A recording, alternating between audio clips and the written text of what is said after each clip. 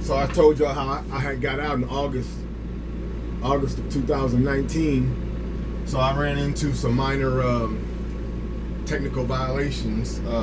Not even technical violations. I guess it's just minor violations of my parole. Once I was out, I got spotted inside of a bar. That was like in August of 2019. I'm sorry, October of 2019. I got spotted in a bar. Some work release staff seen me in there, and they told. So that was a drug intoxicant write-up on parole. I had to wear an ankle bracelet for 90 days. And then after I got the bracelet off, like an idiot, I drank some Fireball that day. And then I had to go see my parole officer later on that day, or that evening, and she could still smell the Fireball, so she had me breathalyzed. And I got another drug intoxicant, and then I had to go back and get the bracelet on. I got the bracelet off on this day. I drank that day. I had to go get the bracelet on the next day. They put the same exact bracelet back on me. So anyway, I ain't tripping about any of that because I did all those things. So I'm taking my sanctions, you know. I did, you know, I know what I did. So anyway, I got to travel. I got to, hold on. 10-4.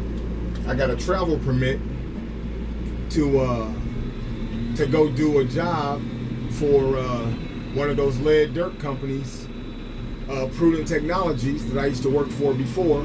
I go down to Evansville, Indiana, to go do lead soil sampling, and so I'm doing that. Well, I'm out there for 5 days. So when I come back, after I'm back, my parole officer contacts me, I think 2 or 3 days after I was back, and she told me that I have a violation. And so I'm asking her, what sort of violation? I'm asking her, what sort of violation? You know, because I know I haven't done nothing, so I really didn't do nothing, you know. So I'm asking her what's up, so she told me to come on down. So I go down there, so then she tells me that the ankle bracelet company had readings that said it was December 15th of 2019, at the ankle bracelet reading said that at 2:08 in the afternoon, they said that I put something in between my skin and the bracelet, basically the same thing that they made allegations about in 2015. But they said that I placed something between my skin and the bracelet at 2:08, and they said that the obstruction stayed in there until right after midnight or something like that. So anyhow, and they said a detection of alcohol was noted during this time. So I had to catch.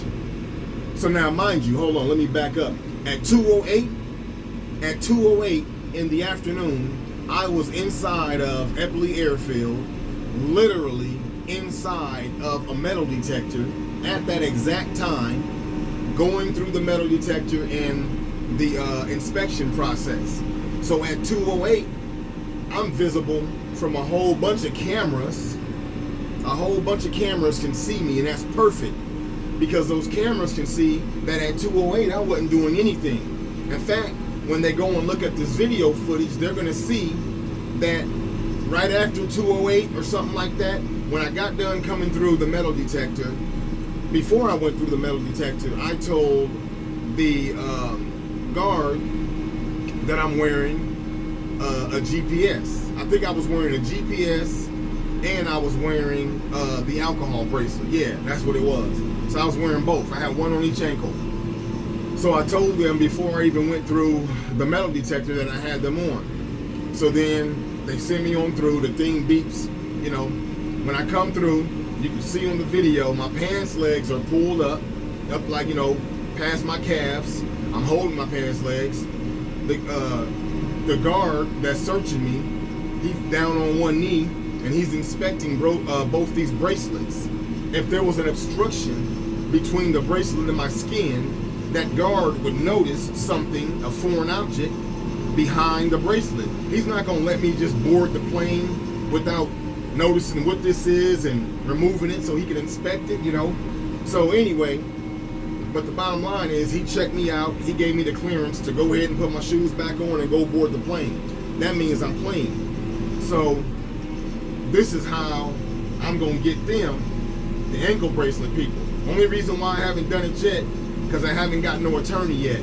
But I talked to the dude down at the TSA about the footage while I was in the airport, and I told him what my dilemma is. I explained to him how I needed that video footage because I needed it to vindicate my name from these allegations that this bracelet is making, because the courts and the government officials, parole officers and all them, they side with the ankle bracelet people. If they said, oh, this thing says he did some drinking, that's what it's going to be. You did some drinking. They're going to say that this little device does not malfunction, all this extra stuff. They're going to say it. So anyway, the good thing for me, well, and let me back up and say this too. If you go online, you can go online today when you get done watching this video, or whenever you find time, if it interests you, you could go online, look up alcohol bracelets. Yeah, it's Scram. It's called Scram. SCRAM. Scram alcohol bracelet. And then look up online and see how many people across the country have alleged that the bracelet is wrong and that they didn't do anything. But look at how many people were still just found guilty. Every single last one of them. Every single last one of them. Not a single one was let off. Every single last one. So whatever sanctions they receive, that's what they receive. But the difference in that situation, or my situation, and all these others that you'll see online, even including my situation from 2015, when that thing said that I drank. That's why they recommended me to go do the SAS program. And that's what got me sent back to prison. So anyway, the difference is, every single time these bracelets give that reading and says that we did something wrong, there's no way for us to prove or disprove that we've done nothing. There's no way for us to just say, look, here's the proof. I never did nothing. All they're going to do is go by those readings. So anyway, the good thing is mine has all that camera footage. So when it gets to a point of being in front of a court panel, which it will, it's going to make it to court. Because I got to upload pictures later on this video feed so that y'all can see how tight the ankle bracelet was on my ankle, and y'all can see the scarring that it did to me.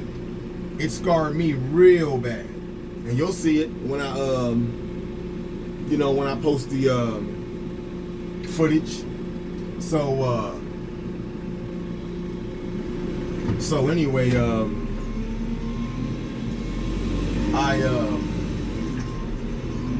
I'm gonna get this in court.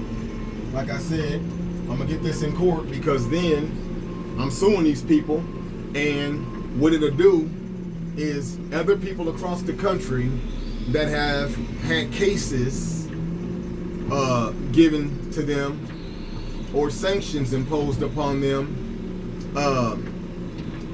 they will be able to use my case document, and they'll be able to use my case document and possibly prove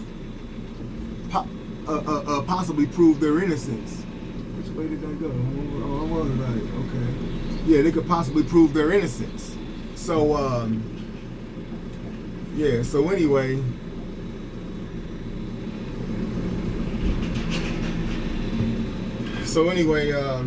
they'll be able to get something done with their cases. And so but that's neither here nor there. That's on them, on their business. But the thing is that makes me happy, like I said, is I know for a fact that that footage is going to help me. That footage is going to help me because when a judge looks at the footage from every angle, they can make them camera footage zoom in. They'll be able to see for a fact I wasn't doing anything with that bracelet at or around 2:08.